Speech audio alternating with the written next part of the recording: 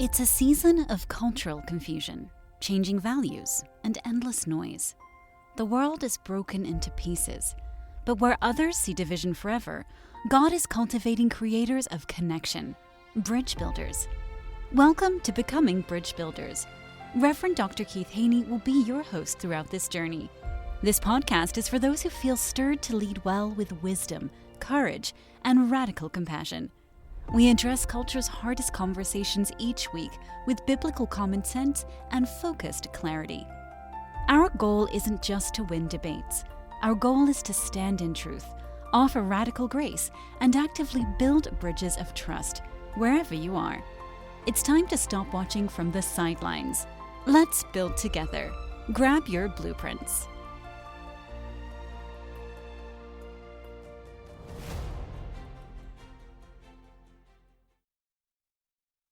Welcome back to Becoming Bridge Builders, the podcast where we explore what it takes to build trust, connection, and meaningful impact in every space we lead and serve. I'm your host, Reverend Dr. Keith Haney. Today's episode is one you don't want to miss. Culture is one of those words we hear all the time, but often misunderstand, undervalue, or treat like a nice to have. But what if culture isn't soft at all? What if it's actually one of those most powerful strategic tools an organization can leverage? Today, we're joined by someone who believes exactly that. Brett Hoogeveen is a leadership and cultural expert, keynote speaker, podcast host, and co-founder of Better Culture. Brett helps organizations transform culture into a competitive advantage by building better leaders and stronger teams. His passion is contagious, and his message is clear. When companies get culture right, everything else improves. Employees, products, customers, and even the bottom line. Brett, welcome to the podcast. Hey, Keith, thanks for having me. Well, I'm looking forward to this. We love talking about leadership and love talking about culture, so it's going to be fun. Awesome. So I'm going to ask you my favorite question just to kind of get you warmed up. What's the best piece of advice you've ever received? Oh, man. This is a simple one, but that doesn't mean it's not great advice. This one, in our curriculum at Better Culture, we actually call this the single best piece of advice that we try to give to people that want to be successful in the workplace. And that is to always, to the extent that you can, under promise and over deliver, and not to do the opposite, which would be over promising and under delivering. So I guess that has to count. Since we call it the single best piece of advice, I guess that's got to count for that.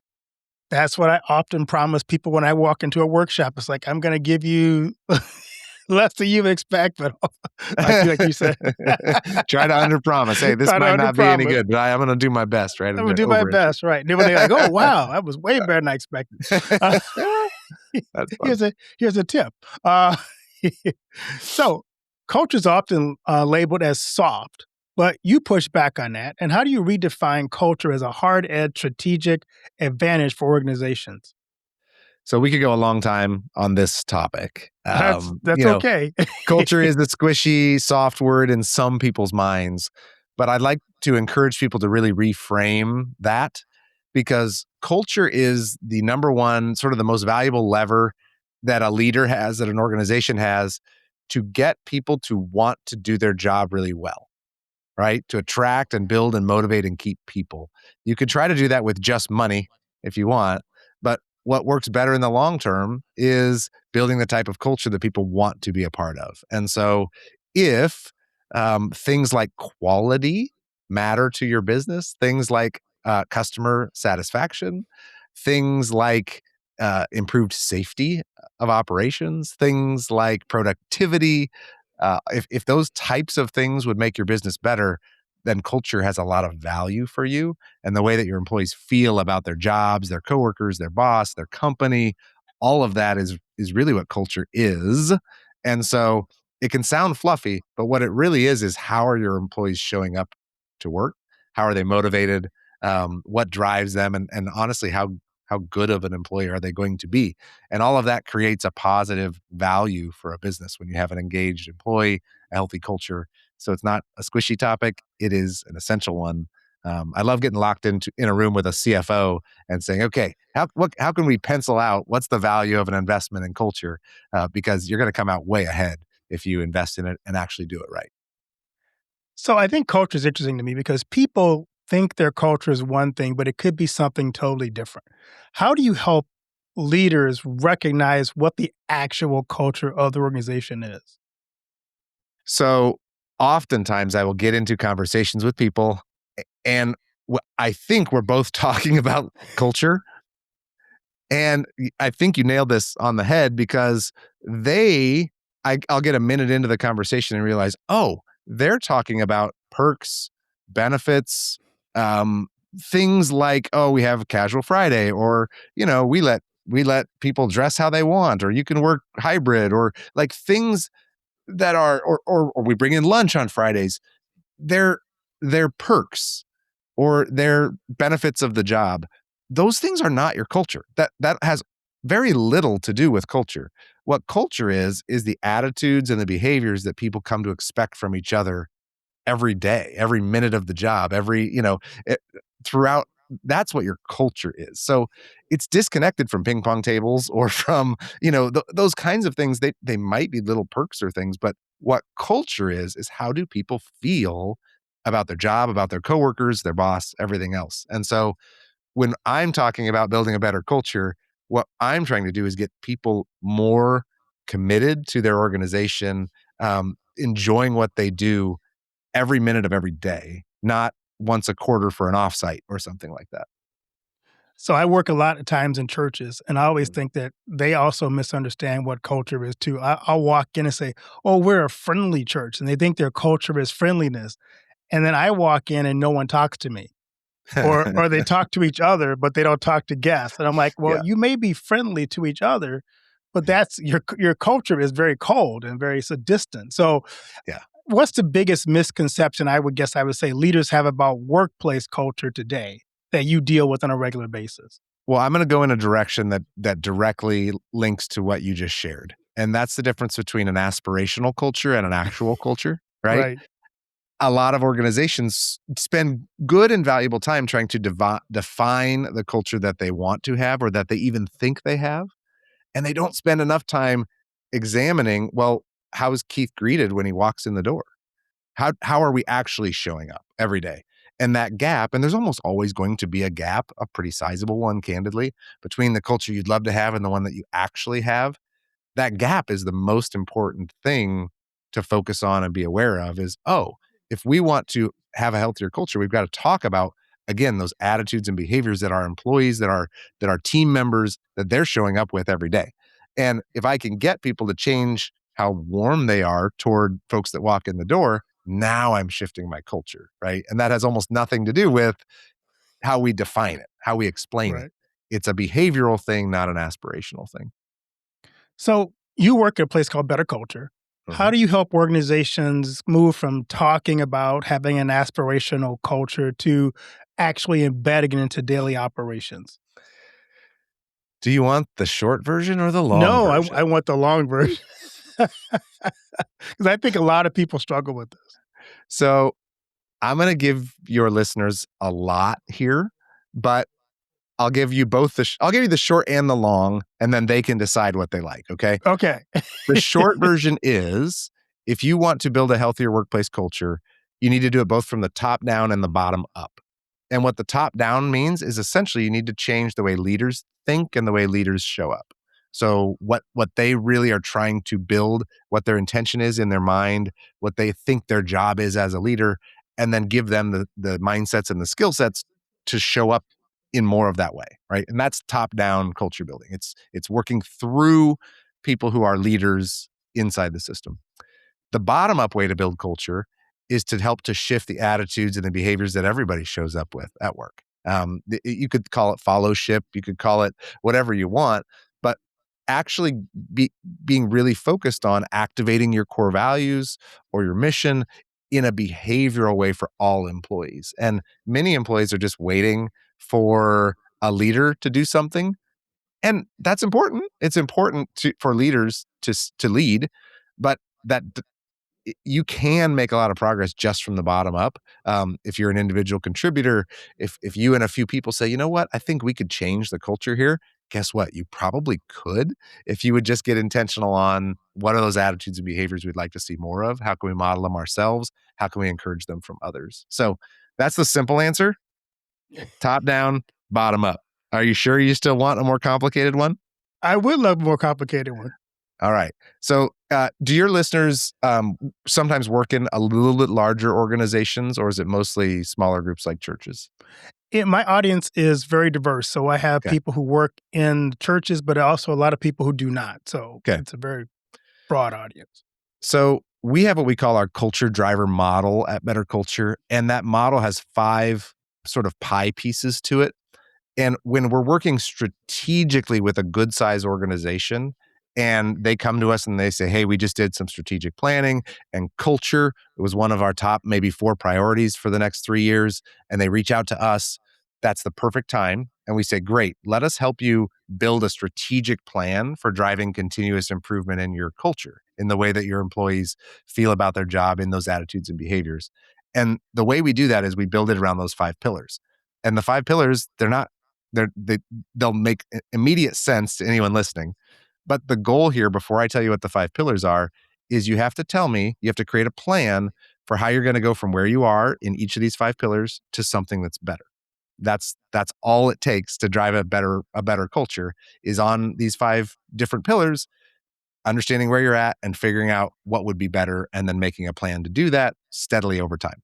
So the 5 pillars are your executive team, number 1. How much do they actually prioritize culture? How much clarity do they have on culture? How healthy is that team itself? How strong are those executives as individual leaders? And what are they really, how much are we really walking the walk at the executive team level? So that's number 1, strengthening that group and getting more clarity and increasing their skill sets on culture building. Pillar 2 is your managers across the organization. Managers have an outside effect on employee engagement, on culture, et cetera. And so if we ask our clients to set a goal, nobody ever reaches this if they're a decent sized company. But the goal is every employee in my organization will work for a world-class manager. And if you can do that, at least as a goal, that gives you some direction. Okay, so managers need to be upskilling. The third bucket is your emerging leaders. And this is only for larger systems, but you should have a plan in place that says, how are we building the next level of leadership? Are we helping them grow, develop, become more influential, increase skills? The fourth bucket is important, and this is the everyday employee experience for all employees. Are there some little wins, some things we could do? Put some paint on the wall in the break room, add a new perk or a benefit, do whatever the employees are asking for. Is there some easy things we can do that they'll notice, and do a few of those things consistently over time? That's the fourth bucket. And then the fifth one, and I always put this last because some people jump here first, and that's your HR and your people processes, your policies, your evaluation systems, your how employee onboarding processes, comp and benefits. Are we actually rewarding people for this culture stuff that we're saying is important? It's all those processes and systems. And if you can show me that we're getting better at least one of those pillars, or maybe even 5 of those over time, then I promise you're making major progress on your culture. My guess is you jump to the 5th one because HR is the easiest one to do, right? It's the easiest one to blame or to point Right. to, or, what often happens is an executive will just say, hey, HR, what's our plan for this? And HR goes, what? You think I'm fully responsible for culture? That's not how this works, right? And so I do list them last, not because they don't play a big role. They do, but boy, they can't do it alone. They need executives, they need managers, everybody has a role to play, not just HR. I really was intrigued by when you talk about emerging leaders, because that was one of the things I think, especially in the church setting I worked in, is we didn't really have a good system in place to develop the next generation of leaders. So talk to me more about kind of some examples of how you help develop a plan for emerging leaders. So we don't use a specific blueprint, Keith. There's not like, okay, here's exactly what to do. But what I typically will ask organizations is, are you looking for skill development, Are you worried about capability, specific skills in your emerging leaders? Are there clear experience or skill gaps that we need to close? In which case, great. Let's create cross training opportunities. Let's send them to training. Let's build some type of a roadmap where we're going to level up those skills. In my world, there's also this leadership and culture skill set, which isn't like, do we understand, whatever business thing that we need for the organization? It's, am I confident that they have the skill sets to manage people, to build healthy teams, to grow cultures? And if that's what we're going for, then we can build an emerging leaders program. We can help an organization create a mentorship program or model. You can enroll folks in Better Culture's Virtual Leadership Academy. There are a lot of things we can do to start to build some of those skills. Your enemy there is really time. Every time a year goes by or 2 years go by, and you're not doing something intentional to build that next level of leadership, you're just following a little bit further behind. And so I would say the emerging leaders bucket is the one that goes neglected, unfortunately, most often. And then people look up down the road when they find out, half of their executive team is getting ready to retire, and they go, uh-oh, what do we do about that? Right. And so that's that tip that, I don't know, gets overlooked some, and it's understandable why it does. But if you want to be really robust in your planning, don't overlook it. And if you have to replace older leadership with outside, it's going to cost you a lot more.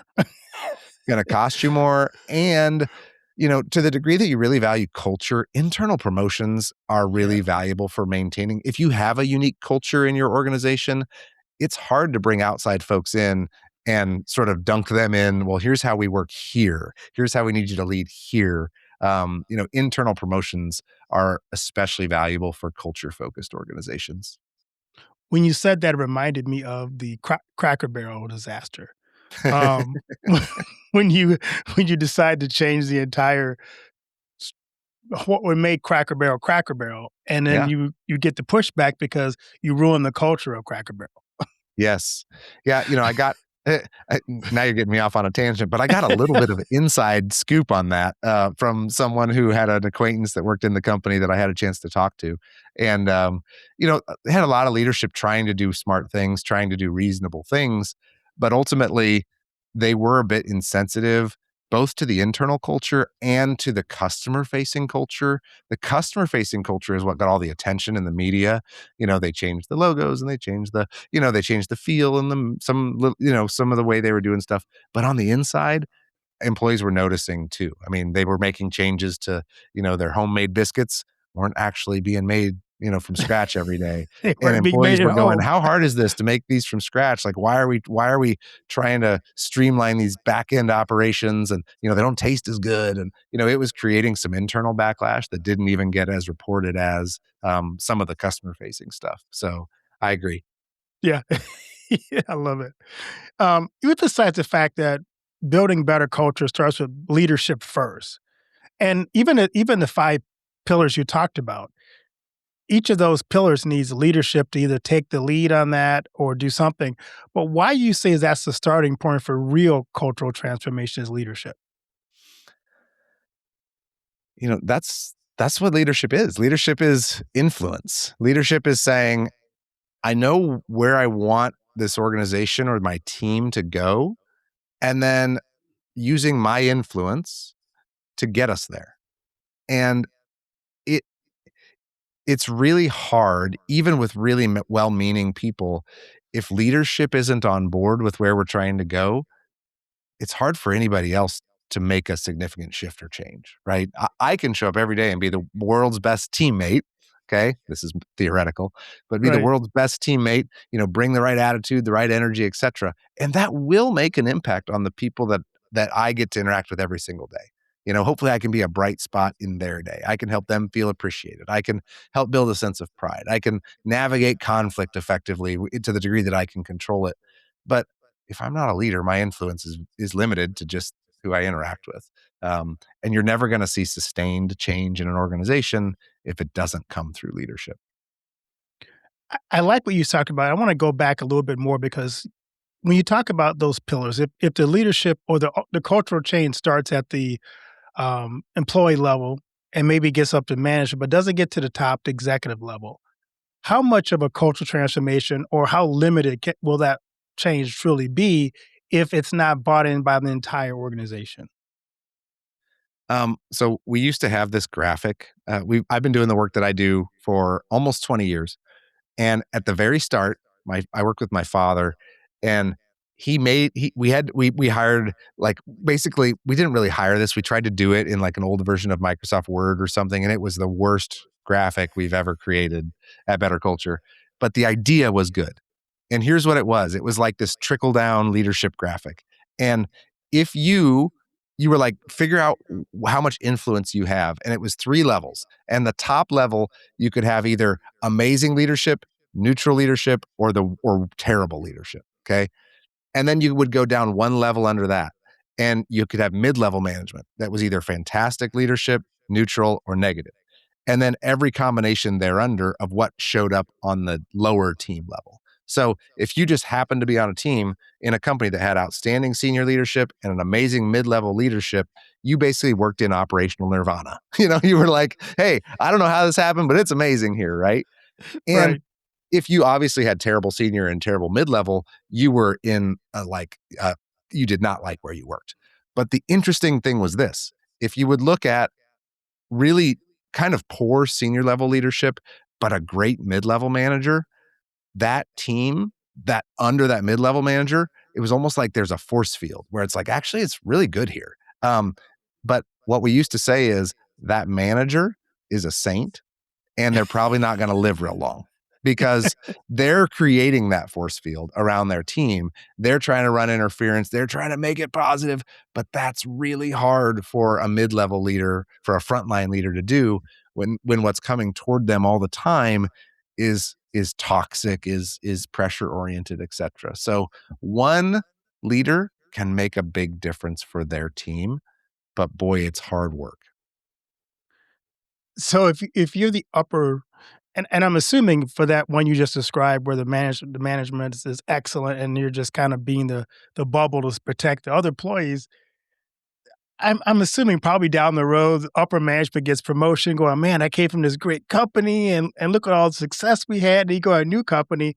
And if it wasn't because you led the culture, you have no idea how to replicate that somewhere else. I'm guessing you would be not the best employee. I could see that.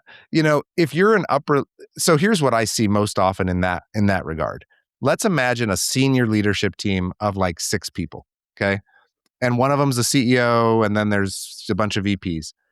What does happen a lot is one or two of those senior executives really leads the culture. It's probably the CEO, but it might be one or two of the others. And the other executives, they kind of coast. They're happy to go along with it. This is great, etc. And they often think they're good leaders, but they're not actually the ones creating the culture. They're just kind of part of the leadership team, and they don't realize how much skill, how much effort somebody else and the rest of the company is doing. So you, you wouldn't have that amazing culture without an executive at that top level that's helping drive it. You could be kind of good, but you wouldn't be amazing. And so what can happen is one of those senior execs, if they leave or they go somewhere else and they think they're a pretty good leader, well, yeah, I was, best place to work and this and that. And Right. all of a sudden they get somewhere else and they're like, shoot, what do I actually do to create that? They were good at enjoying the ride, but they don't maybe Right. quite understand the amount of work and intentionality it took to build it. I love it. So let's talk a little bit more about teams. So strong teams are at the heart of great cultures. What separates high performing teams from dysfunctional ones? Well, excuse me. On that note, this is an area that we've been really diving into recently at Better Culture. We even have a new product that we have rolled out that helps organizations and team leaders build healthier teams and organizations build healthier teams. For about 6 months, we were trying to research really. We use a metaphor of bricks and mortar, and we say, look, if you want to build an amazing building that's going to last for a long time, and let's say we're building it out of masonry, all right?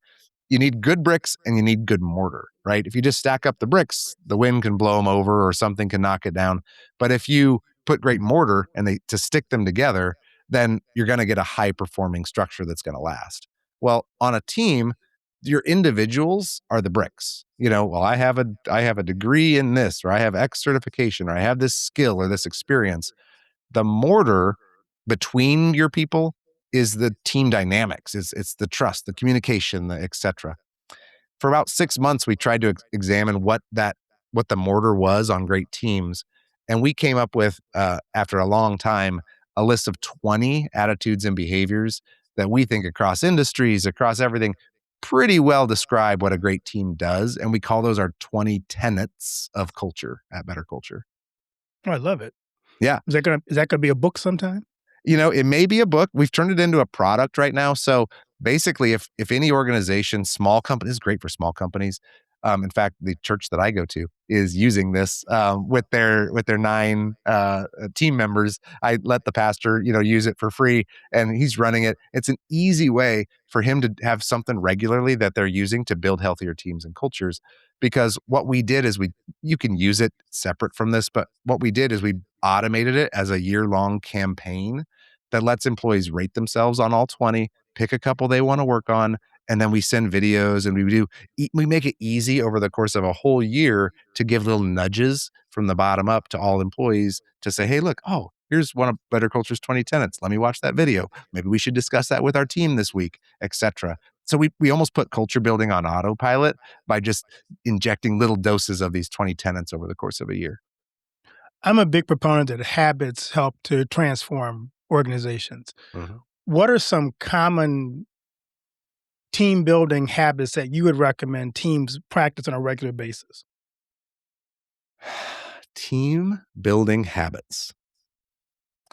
I think doing something that creates personal connection on a regular cadence is a good thing to do. That doesn't have to be, it doesn't have to be a team building event. It can be go to dinner or just make some time for an in-office potluck, or it can be do a family event. It can be a team building. It can be an exercise, an activity. It can be work-related things. But I think when people get to know each other on a personal level, that creates an immense amount of trust, and it can really increase people's enjoyment at work. So I'm a big believer in making sure that we regularly, if we're not having some fun at our team meetings on a regular basis, and we're not, checking in on Monday mornings, how was the weekend? What'd you do? Like, I think it's important to infuse those kinds of things to build a healthy culture. I would also say communication is an important part of building and shaping culture. Where do organizations typically fall short when it comes to effective communication? That's a really hard one. It sounds like you know this really well. In the employee engagement world, if you look at culture surveys, when organizations ask their employees, what are we doing well at? What do we need to work on?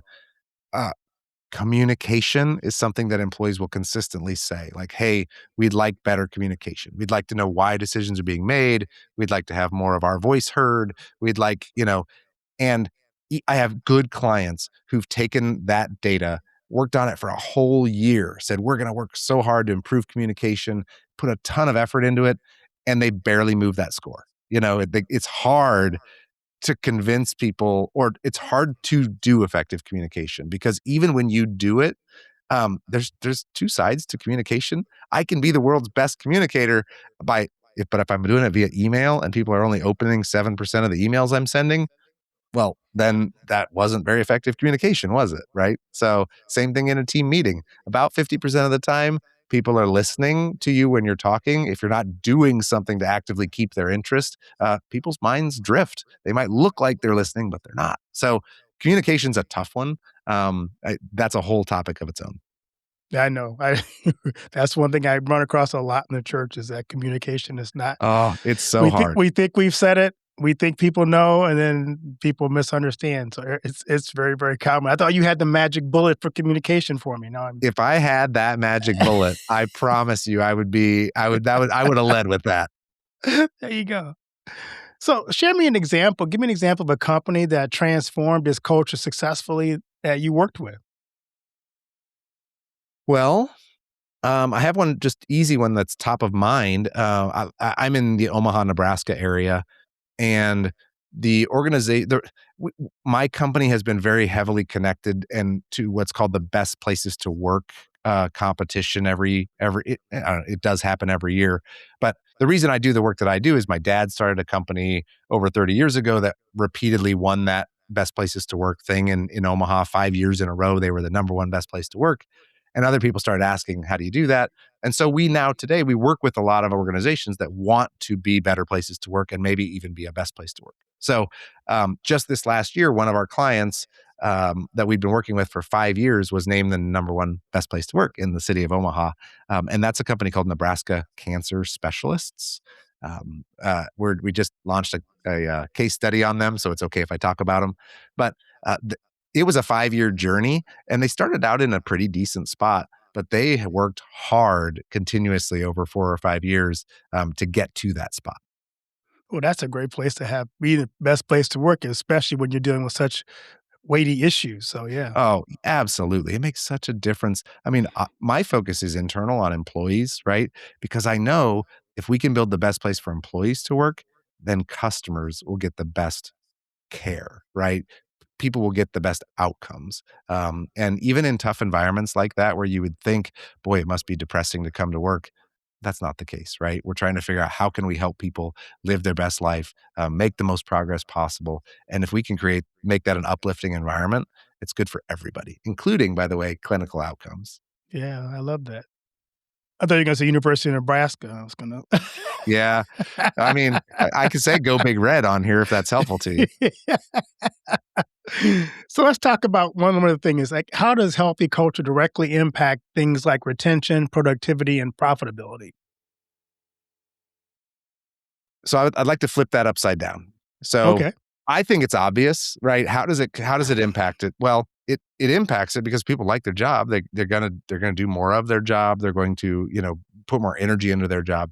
But sometimes I like to flip this upside down and I ask people, if people are skeptical of, I'm not sure culture has a real ROI. I'll say, okay, great. Here's the deal. You get to pick either one of these two teams. You take one, I'll take the other one in my company. Okay. On one side, we've got team A, where the employees, there's a really healthy culture. And that means employees love coming to work. They trust each other. They communicate easily and openly. They're positive. There's regular laughter. Like people are always willing to put forth some discretionary effort when the company needs it because they like their job and they feel like they're treated well. On the other hand, there's team B. And team B is just as they have the same bricks. They have the same skill level as team A, but they don't like work. They're always complaining. They're negative. They're cynical. They always say, thank God it's Friday. Can't wait to get out of here. They don't like their boss. They don't really care about the mission of the company. Now, which team would you like to have? Would you like team A or team B? They both have the same skill level, but one has a healthy culture. The other has a really dysfunctional culture. And I've never once, Keith. Which team do you want, by the way? You want team A or B? Definitely take A. Right. I've been on team B. That wasn't fun at all. No, well, you're right. But I've had conversations with people and they're genuinely skeptical. They're like, I don't know if culture has an ROI. It's blah, blah, blah. And I'll just say, okay, pick. Which one do you want? And they'll say, well, obviously team A. I'll say, that's what that's what we're talking about. Do you want that or do you want something less than that? That's what a healthy culture does. So that's right. Unless team B pays a lot more. Right. Yeah. Right. But even that's not worth it. Yeah. I mean, if you could show me that over a long period of time, team B is twice as productive, I'll listen, but that's not reality. Team B will not be more productive. Team A will be. Right. I love that. So what advice do you give to leaders who are trying to rebuild trust or in a broken or damaged culture? You have to be careful with trust because when you try to rebuild it, if you damage it again, I mean, it's hard to recover from that. You kind of get one shot at rebuilding trust. And so you better be sincere about it when you try to rebuild it. My favorite approach is by doing it through appreciation, noticing, recognizing, appreciating people, and really becoming what I call a PR agent for my great team members. Really just looking for opportunities to notice people going above and beyond, living our core values, serving a customer, treating colleagues well, and just really dramatically ratcheting up my amount of appreciation for those types of things and doing it in a genuine way. I think that's one of the best ways to build trust is for people to notice that or to see that you're noticing them and their efforts and that you genuinely appreciate them. I think those positive comments, appreciation, recognition, I think that's one of the best ways that there is to build relationships. And that's really what trust is. Awesome. So I'm going to ask you my other favorite question as we wrap this up. And what do you want your legacy to be? Oh, man. Personally, um, my father created a lot of the content and philosophies that we teach at Better Culture, and he put those into motion at an organization in Omaha that's called QLI, that became the best place to work over and over again. I would love, love, love my legacy if I was able to take that and expand it across the region, across the country, across the world to really make the world a better place to work, to teach other organizations that, hey, you can have your cake and eat it too. You can build a phenomenal, profitable business and have both you and your employees loving coming to work every day. I would love my legacy to be just helping to spread that message and make an impact. That's great. So we also have a new thing in the show, and that's pick a surprise question. Pick a number between 1 and 10 for your surprise question. I would like question number 9, please. Number 9.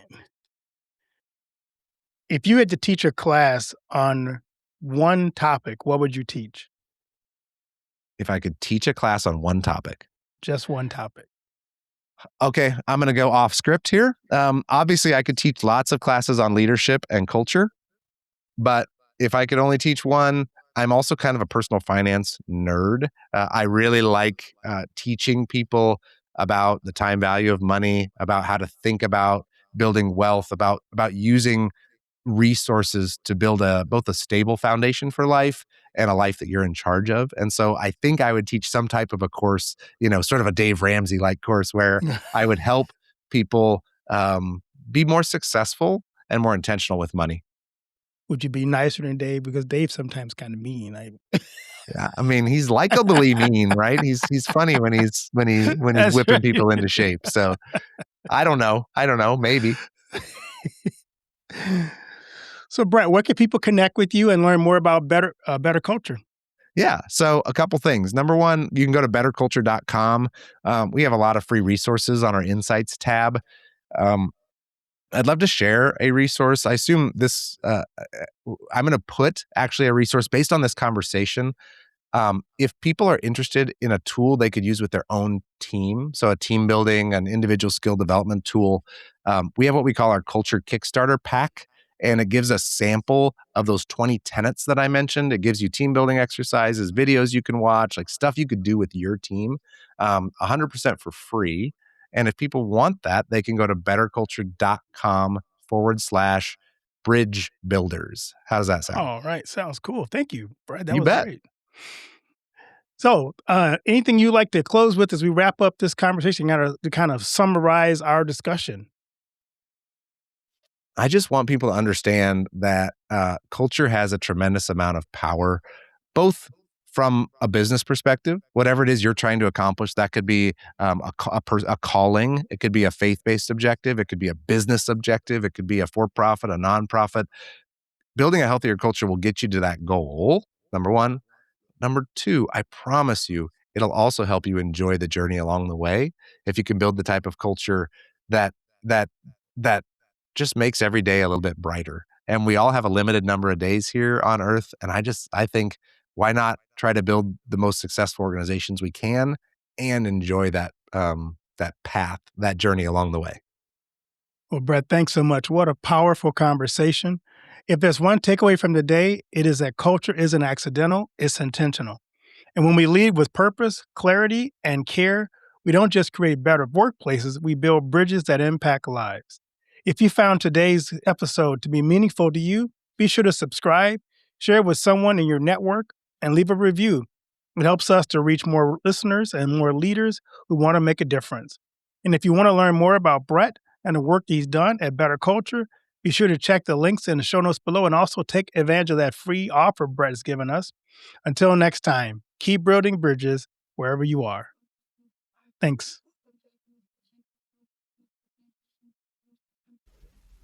Do you know that most entrepreneurs hit a revenue ceiling and have no idea why?